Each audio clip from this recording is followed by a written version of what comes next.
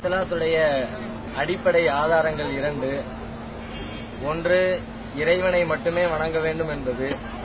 இரண்டாவது, முகமது நபி அவர்கள் காட்டிய வழிமுறைப்படி வாழ வேண்டும் என்பது.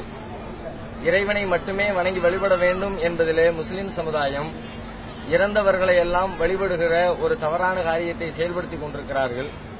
அதனை கண்டித்து சீர்திருத்துகிற விதமாக கடந்த ஆண்டு திருச்சியில் ஷிர்க் ஒழிப்பு மாநாடு என்ற பெயரில் ஒரு மிகப்பெரிய மாநிலம் தழுவிய மாநாட்டை நடத்தினோம். அதன் தொடர்ச்சியாக நபிகள் நாயகம் அவர்கள் காட்டிய வழிமுறைகளைத்தான் இஸ்லாத்தின் பெயரால் பின்பற்ற வேண்டும் என்பதை வலியுறுத்துகிற வகையில் தமிழகத்தினுடைய அனைத்து மாவட்டங்களிலும் மாவட்டம் தோறும் முஹம்மது ரசூலுல்லாஹ், முஹம்மது அல்லாஹ்வுடைய தூதராக இருக்கிறார்கள் என்ற தலைப்பின் கீழ் தொடர்ச்சியாக மாநாடுகளை நடத்தி முஸ்லிம்களுக்கிடையிலே தூய்மையான இஸ்லாம் குறித்த விழிப்புணர்ச்சியை ஏற்படுத்திக் கொண்டிருக்கிறோம். அதனுடைய ஒரு பகுதியாக இன்றைய தினம் காஞ்சி மேற்கு மாவட்டத்தின் சார்பில் தற்பொழுது மாவட்ட மாநாடு நடைபெற்றுக் கொண்டிருக்கிறது. அதிலே பல்லாயிரக்கணக்கான மக்கள் குழுமி இருக்கிறார்கள். இந்த மாநாட்டில் சில முக்கிய தீர்மானங்கள் நிறைவேற்றப்பட்டிருக்கின்றன. அதில் குறிப்பாக நடந்து முடிந்த ஜல்லிக்கட்டு ஆர்ப்பாட்டத்தில் தமிழக அரசும் காவல்துறையும் நடந்து கொண்ட நடவடிக்கை மிக மிக மோசமானது, வன்மையாக கண்டிக்கத்தகுந்தது. ஏனென்றால் உலகமே பாராட்டுகிற, வியந்து பார்க்கிற அளவிற்கு பல நாட்களாக நடைபெற்ற இந்த ஆர்ப்பாட்டத்தின் இறுதி நாளில் வேண்டுமென்றே எதிர்காலத்தில் இதுபோன்ற கூட்டம் அரங்கேறிவிடக் கூடாது, போராட்டத்தின் பெயரால் மக்கள் குழுமிவிடக் கூடாது என்ற எண்ணத்தின் அடிப்படையில் இப்படிப்பட்ட தாக்குதலை காவல்துறையும் அரசும் திட்டமிட்டே நடத்தி இருக்கிறதோ என்று நாங்கள் சந்தேகிக்கிறோம். அதற்குரிய ஆதாரங்கள், சான்றுகள் தொலைக்காட்சிகளிலும் இன்னவர முகநூல் சமூக வலைதளங்களிலேயும் ஏராளமாக பரவி இருக்கிறது. எனவே இந்த காரியம் வன்மையாக கண்டிக்க தகுந்தது. இதிலே ஈடுபட்ட காவல்துறை அதிகாரிகள் அனைவர் மீதும் முறையான புலன் விசாரணை செய்து உரிய நடவடிக்கையை பாரபட்சம் இல்லாமல் எடுக்க வேண்டும் என்ற கோரிக்கையை அரசுக்கு நாங்கள் வைக்கிறோம். அடுத்து இதனுடைய தொடர்ச்சியாக சட்டமன்றத்தில் இது குறித்து விளக்கமளித்த முதலமைச்சர் அவர்கள் காவல்துறை குறித்த கேள்வி எழுப்புகிற பொழுது அது தகுந்த ஆதாரங்கள் கிடைத்தால் அதற்குரிய விசாரணை நடைபெறும், அதை தண்டிக்கப்படும் என்று சொல்லி போகிற போக்கில் ஒற்றை வரியிலே பதிலளித்து செல்லுகிற முதலமைச்சர் அவர்கள் முஸ்லிம்களுடைய பெயரை கொச்சைப்படுத்துகிற வகையில் ஒரு போட்டோ ஆதாரத்தை காட்டி ஒசாமா பின் லேடனுடைய போட்டோ அங்கே பயன்படுத்தி இருக்கிறார்கள், எனவே சமூக விரோதிகள் உள்ளே நுழைந்து விட்டார்கள், அதற்காகத்தான் சாகடிக்க வேண்டியவர்களை சாகடிக்காமல் நாங்கள் வெறுமனே தடியடியோடு கலைத்திருக்கிறோம் என்கிற அளவிற்கு அதை மென்மைப்படுத்தி ஒரு செய்தியை சொல்லி இருக்கிறார். முதலமைச்சர் சொல்லுகிற ஒரு தகவல் ஊர்ஜிதப்படுத்தப்பட்ட தகவலாக, சட்டமன்றத்தில் சொல்லுகிற தகவல் தகுந்த சான்றுகள் மற்றும் ஆதாரங்களோடு சொல்லப்படுகிற தகவலாக இருக்க வேண்டும். இந்த புகைப்பட ஆதாரத்தை பொறுத்தவரைக்கும் அது யார் பயன்படுத்தினார்கள் என்பதை கண்டறிவதற்கு 10 மாத கால விசாரணை தேவையில்லை, 10 நிமிட ஆராய்ச்சி போதுமானது. சகாயம் IAS அவர்கள் கூட அது குறித்த தகவலை வெளியிட்டிருக்கிறார்கள், தன்னுடைய சமூக வலைதள பக்கத்தில் அவரும் வெளியிட்டிருக்கிறார். அப்படிப்பட்ட ஒரு தகவலை கூட ஊர்ஜிதம் செய்யாமல் மொட்டையாக இந்த படத்தை காட்டுவதனுடைய விளைவு என்ன? அது குறித்த தகவலை முழுமையாக சொல்லாமல் மொட்டையாக சொன்னது ஏதோ முஸ்லீம்களை தீவிரவாதிகளாக ஏற்கனவே ஆல்ரெடி பலரும் அப்படி சொல்லிக் கொண்டிருக்கிற நேரத்தில் முதலமைச்சரும் அப்படிப்பட்ட வார்த்தைகளை, அதுவும் எப்படிப்பட்ட வார்த்தை, யார் பாரதிய ஜனதா கட்சியும் இந்துத்துவ சக்திகளும் முஸ்லிம்கள் குறித்து எப்படிப்பட்ட வெறுப்புணர்ச்சியை செய்து கொண்டிருக்கிறார்களோ, வெறுப்பு பிரச்சாரத்தை, தப்பான பிரச்சாரத்தை, அதை உண்மைப்படுத்துகிற வகை, அதை கூட ராஜா கூட தன்னுடைய பேட்டியில் அதை குறிப்பிட்டிருந்தார். முஸ்லிம்களுக்கு இங்க என்ன வேலை இருக்கிறது, தௌஹீத் ஜமாத்துக்கு என்ன வேலை இருக்கிறது என்றெல்லாம் அவர் கேட்டிருந்தார். அவர்கள் பயன்படுத்துகிற அதே துணியிலேயே முதலமைச்சர் பயன்படுத்தி இருக்கிறார். இதுவும் வன்மையாக கண்டனத்திற்குரிய தமிழ்நாடு தௌஹீத் ஜமாத் அதை கடும் கண்டனத்தை அதற்கு தெரிவித்துக் கொள்கிறது. அடுத்து இந்த ஜல்லிக்கட்டு விவகாரத்தில் காவல்துறையினுடைய நடவடிக்கை சரியானதா, அரசாங்கம் எடுத்த நடவடிக்கை சரியானதா, எவ்வாறு நடந்திருக்க வேண்டும், இதில் நடந்திருக்கிற சரி என்ன, தவறு என்ன, மக்களுக்கு ஏற்பட்டிருக்கிற பாதிப்புகள் என்ன, அதை சரி செய்வதற்குரிய வழிமுறைகள் என்ன என்பதை எல்லாம் விளக்குகிற வகையிலும் காவல்துறையினுடைய நடவடிக்கைகளுக்கு உரிய கண்டனத்தை பதிவு செய்கிற வகையிலும் மிகப்பெரிய ஒரு கண்டன பொதுக்கூட்டத்தை நடத்த நாங்கள் தீர்மானித்திருக்கிறோம். எதிர்வருகிற 5ஆம் தேதி மாலை மண்ணடியில், சென்னை மண்ணடியில் அந்த பொதுக்கூட்டம் நடைபெற இருக்கிறது. தமிழ்நாடு தௌஹீத் ஜமாத்துடைய மூத்த அறிஞர் சகோதரர் பி. ஜெயினுல் ஆபிதீன் அவர்கள் அந்த நிகழ்ச்சியிலே கண்டன உரை நிகழ்த்துகிறார்கள். மெரினாவுடைய தடை என்பது அவர்கள் ஏற்கனவே நடைபெற்ற தடியடியே பொதுமக்களுக்கும் மாணவர்களுக்கும் ஒரு அச்சத்தை ஏற்படுத்துவதற்காக அவர்கள் செய்த வேலைதான். அதே காரியத்தை தொடர்வதற்காகத்தான் இந்த தடையை இப்போது விதித்திருக்கிறார்கள். அது கூட நீண்ட கால தடை விதிக்கவில்லை. அதுலயும் ஒரு வேலை பார்க்க அடுத்து பிப்ரவரி 14 எல்லாம் வருகிறது. அதையெல்லாம் அனுசரித்து வாட்ஸ்அப்பிலே செய்திகள் பரவி இருக்கிறது என்பதை காரணம் காட்டி சொல்லி இருக்கிறார்கள். நாம் பார்த்த வரைக்கும், விசாரித்த வரைக்கும், ஊடகத்துறை நண்பர்கள் உட்பட அத்தனை பேரிடத்திலும் கேட்ட வரைக்கும் அப்படி எந்த செய்தியும் வாட்ஸ்அப்பில் பரவவே இல்லை. வேண்டுமென்றே பொய்யான தகவலை சொல்லிவிட்டு மீண்டும் பயத்தை அதிகரிப்பதற்காக இந்த தடையை அவர்கள் போட்டிருக்கிறார்கள். இஸ்லாமிய நாடுகள் இந்தியாவை சேர்ந்த பல முஸ்லீம்கள் அமெரிக்காவில் அந்த சூழ்நிலை இருந்துகிட்டு இருக்கு. இது ஒரு தொடர்பாக உங்களுடைய பார்வையில் இந்திய முஸ்லீம் எப்படி பாதிப்படைப்பாங்க இந்த போக்கு கையெழுத்து? ட்ரம்புடைய கையெழுத்தினால முஸ்லீம்கள், குறிப்பா இந்திய முஸ்லீம்களுக்கு எந்த பாதிப்பும் இல்லை. அவர் ஒரு சில நாடுகளுக்கு அந்த பட்டியலை போட்டிருக்கிறாரு. ஏற்கனவே இது மாதிரி அமெரிக்கா இதே போல அவர்களுக்கு பொருளாதார தடையெல்லாம் விதித்த நாடுகள் தான் அது. ஈரான், ஈராக் எல்லாமே அந்த பட்டியலில் உள்ள நாடுகள் ஏற்கனவே செஞ்சிருக்கிறாங்க. அவர்களுடைய அந்த தடை விதிப்பினால் கடந்த காலத்தில் அவர்கள் பாதிப்பை அனுபவித்திருந்தாலும் அதற்கு பிறகு வந்த நாட்களில் அந்த பாதிப்பிலிருந்து மீண்டு வந்து சுயமாகவே ஈரான் எல்லாம் சுயமாகவே தன்னெழுச்சியோடு தன்னுடைய சொந்த காலில் இருக்கிற அளவிற்கு பலத்தோடு வளர்ந்திருக்கிறார்கள். அந்த வகையிலே ட்ரம்புடைய இந்த அறிவிப்பின் வழியாக சோர்ந்து கிடக்கிற நாடுகள் கூட இன்னும் தன்னை வளப்படுத்திக் கொள்வதற்கு வாய்ப்பாக இருக்குமே தவிர எந்த விதத்திலும் முஸ்லீம்களையோ முஸ்லீம் நாடுகளையோ அது பாதிக்கும். தமிழ்நாடு தவ்ஹீத் ஜமாத் ஏன் ஜல்லிக்கட்டுல கலந்து எச் ராஜா கேள்வி, அதுக்கு நீங்க எதுவும் பதில் கொடுத்துருக்கீங்களா? அது என்ன சொல்றீங்க? கேள்வியே வித்தியாசமா இருக்குது. ஏன் கலந்துக்கிறாங்கன்னா, தவ்ஹீத் ஜமாத் ஏன் கலந்துருக்காங்கன்னா தமிழ்நாடே கலந்துக்குது. இதுல எங்களுடைய பார்வை என்னன்னு கேட்டா, பொதுவாக ஜல்லிக்கட்டு குறித்து எங்களுடைய பார்வை வித்தியாசமானது. அது பொதுவா பல கட்டங்களில் நாங்கள் வெளிப்படுத்தி இருக்கிறோம்.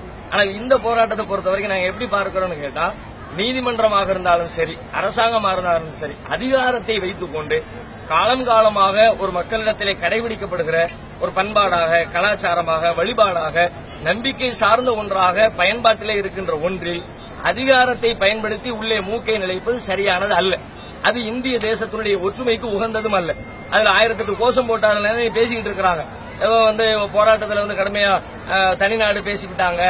போலீஸ்காரங்களை பத்தி பேசும்பொழுது யாரோ 2 பேர் செஞ்சதுக்காக வேண்டி மொத்த போலீஸையும் குறை சொல்லக்கூடாதுங்கிறாங்க. போராட்டத்தில் யாரோ 2 பேர் தனிநாடு கேட்டுவிட்டாங்களா, ஆனா மொத்த பேரையும் போட்டு அடிப்பாங்களாம். அந்த விவாதம் தனி. ஆனாலும் அதிகாரத்தை பயன்படுத்தி கொண்டு உள்ளே நுழைப்பது என்பது நம்பிக்கை சார்ந்த, பண்பாடு சார்ந்த, கலாச்சாரம் சார்ந்த விஷயங்களில் மக்களுக்கு பெரிய கொந்தளிப்பை உண்டாகும். அதைத்தான் ஜல்லிக்கட்டு போராட்டமும் காட்டி இருக்கிறது. இது எல்லா மதத்துக்கும் நான் சொல்றோம். இது ஜல்லிக்கட்டுக்கு மட்டும் உள்ளதில்லை. ஒரு கிறிஸ்தவருடைய நம்பிக்கையோ, இந்து மதத்தினுடைய வேறுபல வழிபாட்டு நம்பிக்கையோ, முஸ்லீம்களுடைய நம்பிக்கையோ, எந்த நம்பிக்கையிலும் நீங்கள் நுழையாதீங்க. இன்னும் சொல்ல போனா நம்முடைய அரசியல் சாசனத்தை தொகுத்து கொடுத்தவர்கள் அதுல ரொம்ப கவனமா இருந்தாங்க. அதனாலதான் இந்த தேசத்தை மதச்சார்பின்மை தேசம் என்று எழுதி வைத்தார்கள். அரசியல் சாசனத்துடைய முதல் பக்கமே அதைத்தான் சொல்கிறது. இந்த நாடு சமதர்ம சமுதாய மதச்சார்பற்ற குடியரசு என்று எழுதி வைத்திருக்கிறார்கள்.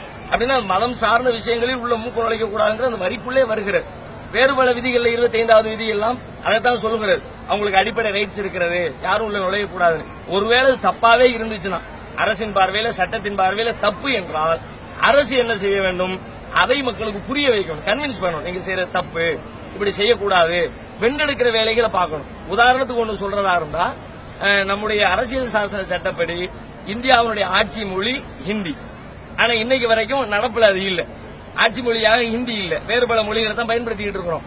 என்ன காரணம்? அன்னைக்கு நேரு கொடுத்த வாக்குறுதி. நேரு என்ன சொன்னாரு?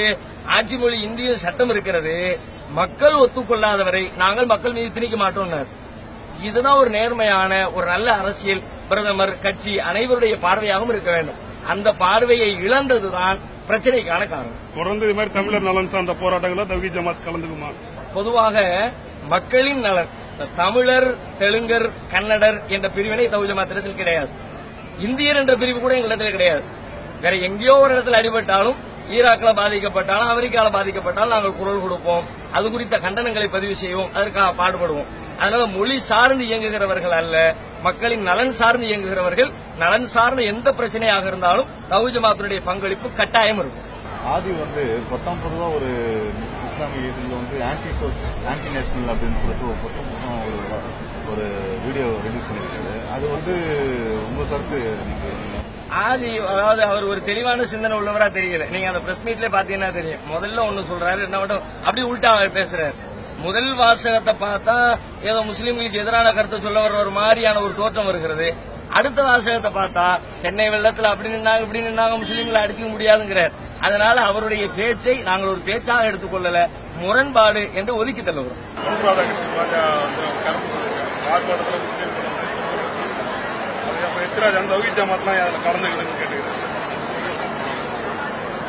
பொன் ராதாகிருஷ்ணன் ஜல்லிக்கட்டு போராட்டத்தின் பொழுது முஸ்லீம்கள் நடத்திய தொழுகையை அதுல என்ன ஒரு மதத்தை சார்ந்தவங்க வழிபாடு நடத்துறாங்களே அப்படின்னு கேள்வி எழுப்பியிருக்கிறாரு. இவர்கள் இப்படிதான் கேட்பாங்க, இவர்களிடமிருந்து இதை தவிர வேற ஒன்றும் வராது. ஆச்சரியப்படுகிற செய்தி ஒன்றும் இல்லை. ஆனாலும் சமூகத்தை பிளவுபடுத்துவதற்காக ஆரம்ப காலத்திலிருந்து அவர்கள் என்ன வழிமுறையை கடைபிடித்தார்களோ அதைத்தான் இங்கேயும் கடைபிடித்திருக்கிறார்கள் என்பது தெளிவாகிறது. நான் சாதாரணமா கேட்கிறேன், போராட்டத்துல முஸ்லீம்கள் பங்கெடுக்க கூடாது என்று எதுவும் தடை விதிக்கப்பட்டிருக்கிறதா, அல்லது முஸ்லீம்கள் கலந்து கொள்ளக்கூடாத ஆர்ப்பாட்டமா? முஸ்லீம்கள் கலந்து கொள்ளலாம் என்றால் முஸ்லீம் செய்கிற ஒரு காரியத்தை இங்கே செய்வதிலே என்ன யாரு தடை விதித்துவிட முடியும்? முஸ்லீம்கள் எங்கு கூடினாலும் அங்கே அவர்களுடைய தொழுகை நேரம் வந்தால் தொழுவது வழக்கம். பயணத்திலே இருக்கிறவர் பேருந்திலே அமர்ந்திருக்கிற பொழுது பயணிக்கிற பொழுது பேருந்திலே தொழுவார்கள், ரயிலிலே பயணிக்கிற பொழுது ரயிலே தொழுவார்கள், பேருந்து நிலையத்தில் தொழுவார்கள், பொது இடத்தில் தொழுவார். அந்த நேரம் கிடக்கிற பொழுது யாருக்கும் அது இடையூறாக இருப்பதில்லை என்கிற காரணத்தினால் இறைவனுக்கு செய்ய வேண்டிய வழிபாட்டை தினந்தோறும் செய்து கொண்டிருக்கிறார்கள். நாடு முழுவதும் நடந்து கொண்டிருக்கிறது. அதுபோல போராட்டத்தில் கலந்து கொண்ட சில முஸ்லீம்கள் அந்த நேரத்தில் தொழ வேண்டிய தொழுகை அங்கே தொழுவதை இவர் ஏன் குற்றமாக பார்க்கிறார்? அப்படியானால் இந்துக்களையும் முஸ்லீம்களையும் இவர் பிரித்தால் நினைக்கிறார் என்பது தெளிவாகிறது ஒன்று. அடுத்து நான் கேட்கிறேன், உண்மையிலே இது இந்து மக்களையோ வேறு யாரையும் குறை சொல்வதற்கோ வேறு மதத்தவர்களுடைய மனதை புண்படுத்துவதற்காக கேட்கிற கேள்வி அல்ல. இவர் இந்த கேள்வியை வைத்ததனால் எதிர்கேள்வியாக நான் முன்வைக்கிறேன்.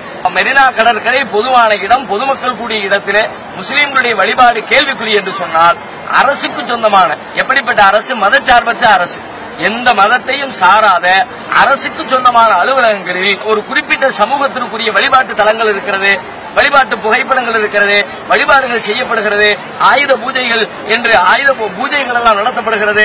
மதுரையிலே யாகமெல்லாம் நடத்தி அரசு அலுவலகத்தில் ஆட்சியருடைய அலுவலகத்திலே அதுபோன்ற காரியங்களை எல்லாம் செய்தார்களே, அப்பொழுதெல்லாம் பொன் ராதாகிருஷ்ணன் எங்கே போனார்? முஸ்லீம்கள் தொழுது இவருக்கு ஒரு கேள்வி ஆகிவிட்டதா? அது யாரை இடையூறு செய்கிற காரியமும் இல்லை. வேண்டுமென்று முஸ்லீம்கள் மீது கெட்டெண்ணத்தை ஏற்படுத்துவதற்காக இவர் கேட்கிற கேள்வி, இது போன்ற கேள்விகளை 50 ஆண்டுகளுக்கு மேலாக கேட்டுக் கொண்டிருக்கிறார்கள். இப்படி கேட்டு கேட்டு கேட்டு மக்களிடத்திலே நாளுக்கு நாள் நம்பிக்கை இழந்து கொண்டே இருக்கிறார்கள். இன்னும் அவர்கள் கேட்கட்டும், இன்னும் அவர்களை பற்றி மக்கள் முழுமையாக புரிந்து கொள்வதற்கு வாய்ப்பாக இருக்கும் என்பதுதான் இதற்குரிய பதிலாக சொல்லிக் கொள்கிறோம். ஹெச் ராஜா முஸ்லீம்கள் ஏன் இதுல கலந்துக்கிறாங்க என்று கேட்கிறார். அது குறித்து கேட்பதற்கு இவருக்கு என்ன அருகதை இருக்கு நான் கேட்கிறேன். இவர் ஏன் இந்த கேள்வியை கேட்கிறார் என்றால், அவங்களுடைய பாலிசி இது மாதிரி யாரும் மொத்த மக்களும் கூடிவிடக் கூடாது என்று அவர்கள் விரும்பினார்கள். மக்கள் ஒன்றுபடக் கூடாது என்பது அவர்களுடைய விருப்பம். இங்கே நாம் அனைவரும் ஒன்றுபடுவதை பார்த்தவுடன் பொறுத்துக் கொள்ள முடியவில்லை. அதான் காரணம். இந்துக்கள் முஸ்லீம்கள் எல்லாம் அண்ணன் தம்பியா கூடி உட்கார்ந்து போராட்டம் செய்யறதை பார்த்த உடனே இதுதானே வரக்கூடாதுன்னு நினைச்சோம்.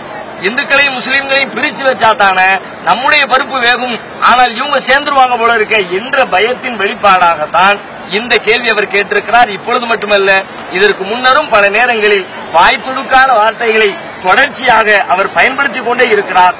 அதற்குரிய பின் விளைவுகளை அவர் சந்திக்க நேரிடும் என்பதை மட்டும் தெரிவித்துக் கொள்கிறோம்.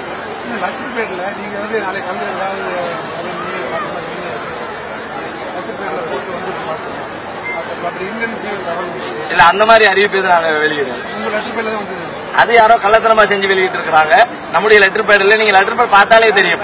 மேல தலைப்பு பாத்தீங்கன்னா தலைமையகமா இருக்கிறது, கீழே உள்ள பகுதியை பாத்தீங்கன்னா கையெழுத்து போக்குவரத்து ஒரு மாவட்டத்துடைய கையெழுத்தா இருக்கிறது. நாங்க வெளியிட்டதில்லை, எங்களுடைய பேரில் போர்ஜரியாக வேற ஆட்கள் வெளியிட்டு இருக்கிறாங்க. எங்களுடைய அறிவிப்பு எதுவாக இருந்தாலும் எங்களுடைய அதிகாரப்பூர்வமான தளங்களில் வெளியிடுவோம். உணர்வு வாரைதல் இருக்கிறது, அதிலே எங்களுடைய அறிவிப்பு வெளியாகும். TNTJ.net இருக்கிறது, onlinepj.com இருக்கிறது, தௌஹீத் ஜமாத் என்ற முகநூல் பக்கம் இருக்கிறது. இவைதான் எங்களுடைய அதிகாரப்பூர்வ தளங்கள். இதிலே வெளியிடப்படுவதுதான் தமிழ்நாடு தௌஹீத் ஜமாத்துடைய அதிகாரப்பூர்வ செய்தி.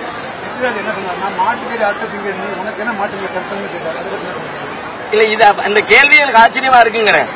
அதாவது மாட்டுக்கறி அறுத்து தின்னா இந்த கோரிக்கைக்கு வரக்கூடாது, நீ நீதிமன்றம் தலையிடாத, பீட்டாவை தடை பண்ணு, ப்ளூ கிராஸ் தடை பண்ணு என்று கேட்பதற்கு நான் மாட்டுக்கறி அறுத்து திங்கிறது எங்க முரணா இருக்கிறது? தமிழ் பாரம்பரியம் என்றாலும் நம்ம போராட்டத்தில் பேசணும். தமிழ் பாரம்பரியம் என்ன சொல்கிறது? பகுத்துண்டு பல்லுயிர் ஓம்புதல், நூலோர் தொகுத்தவற்றுள் எல்லாம் தலை. வள்ளுவன் சொன்ன அருமையான செய்தி. உண்பதற்கு தேவையானது நீ உண்டு விடு, பகுத்து உண்ணு. எதையெல்லாம் உண்ணணும்னு நினைக்கிறீ எல்லாத்தையும் சாப்பிடு. பல்லுயிர் ஓமனும், நீ எதை உண்ணுகிறாயோ அதை வளர்க்கிற வேலைகளையும் சேர்த்து செய்யணும் சொன்னார். நான் மாட்டை உண்ணுகிறேன் என்றால் மாட்டை வளர்க்கிற வேலையும் சேர்த்து செய்வேன். நான் அதுதான் எனக்கு என்னுடைய முன்னோர்கள் கற்றுத் தந்திருக்கிற பாரம்பரியம். பிறகு அந்த அறிவோ ஞானமோ அல்லது அதை கடைபிடிக்கிற விருப்பமோ அவர்களுக்கு இல்லை. எனவே இது போன்ற எதிர்மறை கேள்விகளை அவர் முன்வைக்கிறார். நீங்க வந்து பீட்டா ஒழிக்கணும் சொல்லிட்டு இருந்தாங்க, நீங்க புதுசா மற்ற பேர்ல ப்ளூ கிராஸ் ஒழிக்கணும் போட்டதுல என்ன காரணம்? ரெண்டு பேரும் ஒண்ணுக்குள்ள ஒண்ணுதான், ஒரே குட்டையில் உரிய மட்டைகள் தான். பீட்டா வழக்கு போட்டதனால பீட்டா தெரிஞ்சிச்சே தவிர வழக்குல சம்பந்தப்பட்ட ஆளு பீட்டா. ஆனால் அவர்களுடைய கொள்கை என்ன? அதே தான் ப்ளூ கிராஸுடைய கொள்கை. அது பல கட்டங்கள் இதுக்கு முன்னாடி நாங்க சந்திச்சிருக்கிறோம். ப்ளூ கிராஸ் எப்படி எல்லாம் இந்த அனிமல் விவகாரங்கள்ல விலங்குகள் விஷயத்துல நடந்திருக்கிறாங்க, பல இடங்கள்ல விலங்க காப்பாற்ற இப்படி கொள்ளையடிச்சிட்டு போயிருக்கிறாங்க, எப்படி கசாப்பு கடைக்காரர்கள் இருந்து வேறு பல பொதுவான விவசாயிகளிடமிருந்து மாட்டுகளை கொள்ளையடிச்சிட்டு போயிருக்கிறாங்க என்பதையெல்லாம் கண்ட காரணத்தினால் அதை மக்களுக்கு விழிப்புணர்ச்சி உண்டாக்க வேண்டும் என்ற நோக்கத்தோடு பீட்டாவோடும் ப்ளூ கிராஸையும் சேர்த்து நாங்கள் புரிய வைத்திருக்கோம். இதற்கே இவ்வளவு தூரம் நாங்கள் குரல் கொடுக்கிறோம் என்றால் எங்களுடைய நேரடி பிரச்சனைக்கு ஒருத்தர் தலையிட்டார்னு சொன்னா இன்னும் வீரியமாக தான் கலவரம். இது யதார்த்தம், உண்மைதானே, சாதாரணமான ஒரு செய்தி தானே. ஆன்லைன் PA சப்ஸ்கிரைப் பண்ணுங்க. தேங்க்யூ.